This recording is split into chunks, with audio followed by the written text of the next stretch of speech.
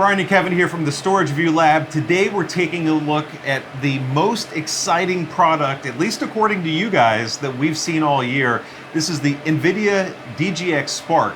And when Kevin saw this thing at CES back in January, the little social video you took got millions of views and the world went crazy for the promise of an AI supercomputer on your desk. Yes, not only just on your desk, but pretty cheap. Cheap and on your desk, which is, well, I mean, cheap is somewhat relative, right? But when we think about comparing what this can do next to an RTX Pro 6000, not the same product, I understand, but cost-wise, you're into this for less than just one single high-end GPU for a workstation. Oh yeah, and I know that the RTX Pro 6000, it's somewhere between $8,000 and $9,000, but if you're figuring that, what can you do with the performance of that plus 96 gig of VRAM? Yes, that will be faster than just one of these, but now all of a sudden, you can actually scale these, and this is half the price of an RTX Pro 6000, and you don't have to buy the other system around it. So you have you have an interesting scalable ability with just this solution, plus a lot of other fun things. All right, so NVIDIA did a lot right with this, and we're gonna go through some of the hardware and show you some of that in detail. It's amazing to me what they fit inside this barely over 1 liter footprint of barely bigger than a NUC box. Yeah, it is minuscule in size compared to what you'd find a lot of other platforms. And this, honestly, you could say it's half the size of an RTX Pro 6000, just the card itself. Right. And so, like I said, NVIDIA did so much right here. We gave it our Editor's Choice Award. You guys made it the most popular thing we've talked about all year. They did make one major mistake, and we're going to come around and talk about that because it really does matter in terms of how you use this system, that you need to understand it's also got one shortcoming that may hold you back. Before that, though, where do you want to start on the exploded view here? So, I mean, starting from the outside, this guy, it goes back to one of the original DGX models, so it looks like the baby version of that rack mount system. If you got close enough with your photo, you could maybe even convince somebody it was the bezel for one of the rack units. Well, yeah, I mean, that's what's designed to go after. You get little handhelds, but it's designed to look like that. And we've actually had some comments of like, is this a filter? It's the design, but yes, it will act as a bit of a filter and... Well, not really. I mean, sort of. There's no pad inside here. Well, better or worse though, because you have this gold mesh that's going to act as a dust collecting pad, but yes, operating in a normal clean environment, you probably won't run into an issue. Yeah, but you will need an air can probably if you don't want to disassemble this, and I would recommend not doing what we've done. A couple reviewers didn't do what we've done because they rightfully so were probably concerned about getting it back together. Well, thankfully there's no like liquid metal thermal paste or anything you have to worry about, so it's not that complex to take apart, put back together. But just pardon me if I'm a little bit shy about doing it with our one review sample, given we had, what, 5 days, including a weekend, to get this review done? And you don't need to fully disassemble it to take the thing out. Like once you remove the bottom cover and get that hulk in there, you can remove that as an assembled component and kind of clean the case. The enclosure is going to be one place where the OEMs can differentiate. Dell, HPE, Lenovo, Asus, others have all announced versions of this GB10 system, what we call the GB10 because that's the underlying silicon, but the Spark.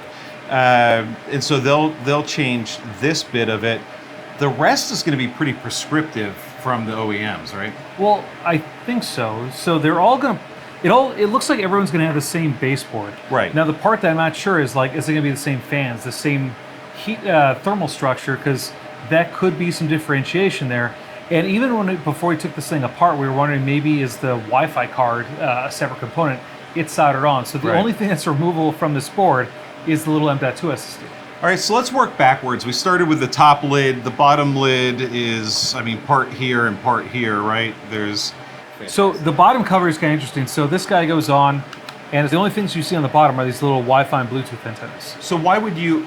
The magnetic touch is nice, I agree, but it seems maybe design-wise excessive here, or no? Well, you're working around the company that has the largest market cap of anyone else on the planet. So if they want to put 6 magnets in their damn thing, they will do it. They can do that. Okay, so a magnetic lid that gets you access to nothing actionable. Well, yeah, so you get the little lid off, you get the screws, and a lot of that comes down to this. It's a little Faraday box, Right. and you're gonna have to get your antennas out. But that's where you have to have some plastic on the outside. But afterwards, you have 4 screws, and then this dude lifts off, and you have access to the M.2 slot.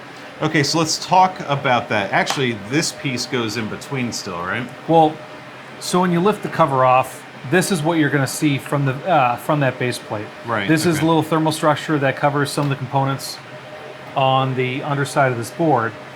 Once that comes off, or once the lid comes off, this is where the little M.2 drive goes. All right, so the M.2 is the thing that we need to talk about, because I said they made one mistake from the design perspective. This is the thing that we had the most reservations about, really the only reservations about for the entire device. Yeah, and it is a Gen 5 SSD, but it is a 2242 SSD. So this is one where you'd find more in thin and light notebooks, maybe a tablet, or some of the Industrial applications. Well, yeah. game consoles, really. And while it's not as small as the 2230 drives, which generally are DRAM-less, Would you say what, about 12 millimeters, if we were going to guess, about a dozen? so the flaw with this form factor, though, is there is a very small handful of drive vendors that approach this particular space. The capacities currently top out at 4 terabytes, just because But four is gracious, though, because it's such a small board. I mean, when we talk about a 2280, the standard gumstick size, we're seeing 4 there. And now they've got to jam it all the way down, and you lose a ton of performance. Well, you're in seeing that 4 and 8 there, miniaturization. and that's just on like one side. Yeah. So you have a lot of space to work with, but you have a lot of space to work with thermal management. This little guy, everything is concentrated into a very small space, but that's also a Right. thing where it might be firmware, it might just be the drive itself, but under heavy loads, we actually found this drive to become a little bit unresponsive under some of our workloads, and we actually had to reimage the platform a couple of times. You can say unreliable. I mean, because that's really what we're looking at, is a drive for this premium build, and the 2242s just aren't built for that. You really I would have wanted to see a 2280. And ideally 2, but at least 1. Yeah, but it's one of the design aspects where there's not a lot of space on this board. Yes. And it just makes it so you're stuck with this is a limiting factor that holds back some other workloads. When we keep on mentioning workloads, this was in our GDSI workflow, which it's data moving on and off the drive going directly into the GPU. Right. So you'd see it in pre-fill conditions or the GPU writing out to disk itself. And we ended up having to limit the amount of data that we're writing to the drive at a given time from 128 down to 64, just to keep this thing in a more responsive state. So the first solve for that was actually to use one of the 4 USB-C ports on the back, right? So what do we have for 4 ports here? So there's one port that it's kind of reserved more for the power supply. So Right. it's powered through a USB-C power adapter, 240 watt, and then the other 3 ports are 20 gig USB-C ports. So think of it like USB. It's USB 3.2 by 2 Gen 2. Oh, yes. So it's Just rolls off the tongue. yes, but it supports 20 gig per port. So best case, right around or just under 2 gigabytes per second. Best case. Yes. In our case. Yes, and in some of our workloads, we actually killed one of our USB-C drives, dropping down into USB 2 speeds. Well, I think that's because those are like designed to connect to your laptop to move Word files and video files around. Nice, big, sequential, well understood, unstructured data. It's for burst workloads, which if you attach this to a consumer product, you're probably not going to stress as much as an AI solution. Sure. And that's where it goes into, is this thing a consumer product or an enterprise product? And leading into both. There might be some better avenues, and that kind of leads into how we leverage this in our review. Okay, so that was the biggest complaint. Before we get all the way down the road on what we did to test the review, let's take a look at the hardware or finish talking about the hardware. You had made it through the plates. We had started to talk about the fans, but what about the heatsink unit? Well, yeah, this guy handles both the high performance networking side as well as the GB10 and depending on how it kind of pulled off. We get some of the DRAM packs Yes. or VRAM, it depends on how it's being leveraged, but it's designed for those components. And when I say high-speed networking, this guy has a RJ45 port for onboard 10 gig networking. That's pretty quick by itself. Yeah, so think management, but it also has a ConnectX-7 card on the side. So this is the thing, right? It's got 2 ports of 200 gig on there, and we'll talk about the nuance in a second. But an Enterprise by 16 card is bigger than half of this thing. yeah, although this Enterprise card can operate a little bit faster, so that there is a subtle difference here. This ConnectX-7 has a 8-way or has an 8-lane Gen 5 Versus connection. the 16 here. Yeah, so in practicality, you're going to get maybe 25 gig a second over this guy max, where these guys can go upwards of around 56 gig a second, which in this configuration, it's a single port 400 gig card on that ConnectX-7. Okay, be that as it may, this is still fast as hell in a box of this size. Yeah, so when we see people comparing this to the AMD... It's smaller than an OCP NIC. Yeah, it is really nice and compact. There's a lot of stuff going on, but it's also going to be kind of power limited. So you have, and going back to a lot of components that are combined on this particular platform, you have 240 watts going into it. Right. And you look at a ConnectX-7 card, that has its own power limits on the enterprise side. And then when you start looking towards what the GB10's rate at, it's basically the 5070, which yes, that desktop card alone has a higher thermal and power limit than this total package. So there's the TDP for this guy is what, 350 I think it's probably? around 300 watts or so. And we're at 240 on this. And it goes into where this guy can compete. Some people might say the Mac Mini or Mac Studio could be a competition source, or even some of the AMD AI Max solutions, which, yes, you're going to get into 128 gig or more. You get that sort of fluid memory set is what people talk about, but that is not what this is. Well, yeah, and those guys, you're going to have, maybe a 10 gig port or a 1 gig port. This guy's, its management port is 10 gig. So it's designed as a different class of product, and then you can also scale with this. It's not, the other solutions aren't really designed to scale in that same fashion. Right, and actually before we abandon, you were talking about heatsink. We didn't talk about the fans. What about the fans stands out to you? So these are 2 school gauge fans, and the blade pitch on these is probably some of the finest I've seen. These guys are super quiet under load, and they keep this thing fairly responsive. So in our lab environment, staying around 75 degrees Fahrenheit, under peak load, this guy maybe went above 75, 76 degrees Celsius. So overall, it's doing a very good job of keeping itself relatively cool under load. Quiet Under Load seems like the worst rock band name ever. Yeah, what kind of music would you play if your band was named Quiet Under Load? Paul Simon, maybe? With Phil Collins? Yeah, but just acoustic with no words, like elevator music. Yeah. Enya, maybe? Anyway, so quiet under load this thing is. Now, we've done everything but talk about, well, we talked about the USB ports, the Ethernet, the 200 gig, but not really the componentry on here. And I don't expect you to identify every capacitor and everything on here, but I'm still blown away by the physical design and the manufacturing of this board. It's the density is insane. Everything gets into a very nice and compact package, and this also goes into every vendor's, I believe, going to be leveraging this exact same board. No doubt. The part we don't know yet is everyone going to be leveraging these other components, so like the base plate or the heatsink or the fans? Probably similar, but you're right, we don't know, and that could be a point where the OEMs can differentiate. And it's actually really interesting because this thing worked under load. We didn't have any, you said quiet, but we didn't have any throttling or thermal issues at all with this, right? Yeah, and unfortunately, I don't think anyone can really get around the drive size, since the way this guy goes in, the connectors on the inside part and the drive would extend outside. So unless some vendor offered a solution where you have a drive sticking out of the case, scoot it over, or a longer case that leveraged the same board, you're going to be stuck with the 2242 SSD. No, you'll get 2280s when you get up to the GB30, which is still some time away from releasing, right? But in the larger tower form factor. But for this guy, I think, yeah, you're going to be stuck with it. Anything else you want to point out here visually in terms of the other big pieces on the board? A nice vertically mounted BIOS battery, but you're never going to get to it unless you take the entire board out.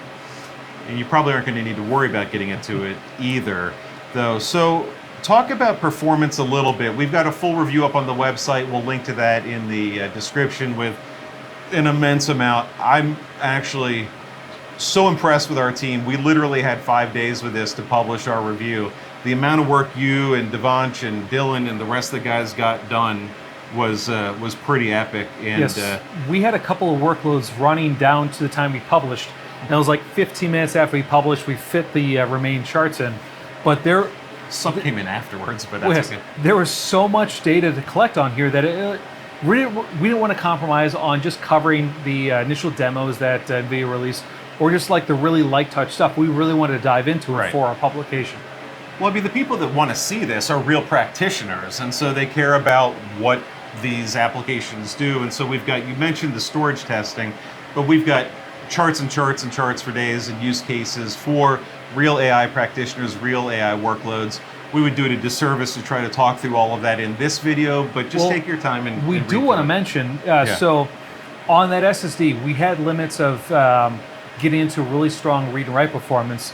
We ended up leveraging PKIO for creating a nice NVMe target for us. All right, before you dive into that, what you're going to talk about, though, is the benefit of the 200 gig NIC on here.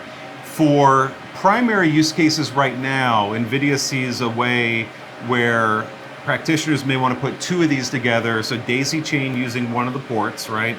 Well, yeah, because and then splitting up your workloads over the two big flexible 128 gig pools. Well, yeah, because if you look at it from a budgetary side, connecting two of these together, all you need is a single 200 or 400 gig cable, just something that has that same port on. Connect the two together, and your investment is $6,000 or $8,000 depending on the capacity you're buying, plus the cable that may be $100 or a couple $100. Right.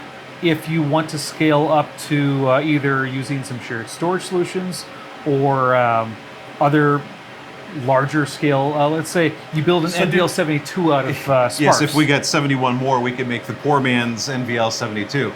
But go back to the peak AIO bit. So I told you that the SSD wasn't great. I told you that the external SSDs were worse that we tried in many ways. Well, the external SSDs aren't necessarily worse. They're just not designed for a heavy performant use case. The performance was worse for what we were trying to do. Performance was worse. Yeah, that's what I'm saying. But we can use the 200 gig port here and start to get attached to some enterprisey kind of stuff, which is really pretty powerful for two reasons. First, let's start with the performance of what you could get. And I understand we had some software nuance and we think we could do better, but what we see with the Dell PowerEdge with PKIO installed. So our PowerEdge configuration, we leveraged our R770, so the dual proc Intel model. Yeah. And we put in, I believe it was 6 Micron 9550 E3 SSDs, 3.84 terabyte drives. Those SSDs, though, are designed for heavy read and write activity. Right. Internally, the box was at like 70 gig a second read and write. We had a 200 gig link going between the box and this. Early drivers, I believe we saw around 12 gig a second. Okay. There's upward movement there. It's driver improvements.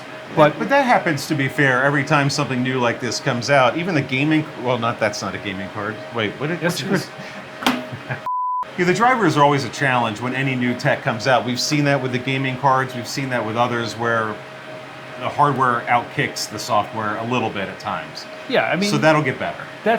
I think that's expected on really any launch. The hardware comes out and people find ways to improve it. Right. But we found an interesting solution to the storage problem, which I think might not end up being a problem for most enterprise users, because if you end up putting these guys into a data center environment, you can scale up the number of nodes. And if you're on a switch, all of a sudden those things can all see the same shared All right, storage. so that was the second thing. So we gave it fast storage from a Dell server with PKIO, which is probably overkill, considering we attached, I don't know, $35,000 worth of hardware to $4,000. On a one-to-one, there's a bit of a mismatch. But Kevin's right. If you got even a small 200 gig switch, they're expensive. They're not that expensive. And put a bunch of these on there, and now you've got access to your enterprise storage. That's really interesting. If you can shard your workload up across several Sparks and have unlimited data center storage that's fast, that's interesting. Yeah, I mean, it goes back to the idea of what $100,000 of Spark and kind of support hardware could get Right. versus $100,000 in a normal server. Yes, that $100,000 in a normal server is going to be more performant, but if you're looking to build out like a nice It's different, dev though, environment, right? or Even to fine tune or enhance models, these still are going to play. well, yeah, and you'd have all these things operating at a very small power budget, so you get some interesting, like partial rack, half rack environments Yeah. of just Sparks. And we're going to see, just like the old days, those trays that people were doing in the data centers where the Mac Minis all stationed in there. We will see that for these. There's no doubt in my mind. And the 200 gig is going to be the eye-opener, I think, for what these can do in a little Spark cluster. It should be pretty cool. Well, yeah, because to date, no one's really approached this form factor in a high-speed interface. It's usually 10 gig is the high-speed interface, and this guy, that's the management port. Right. So we've got this thing exploded. I'm praying when you put this back together, first of all, that you find all dozen or so screws. Because while we were talking, one fell out of the fan that I was holding, so I'm a little concerned about that.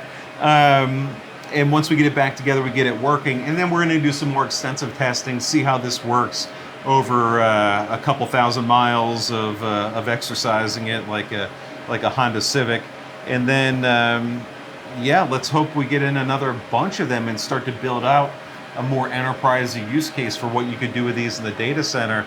That's the plan anyway. Like I said, we've got the full report up on the website with all the data. There's a ton to check out. And if you want to talk more with the guys that ran these tests, hit up our Discord. I'll put that link in the description as well. But we've got a great community there that if you're working on stuff like this, if you're working on AI development, you want to be part of that group, and get in there and check it out. For now, I leave you and your trusty screwdriver to put this thing back together. It should be back together soon. How soon? Hour, An hour? probably. All right, get to work.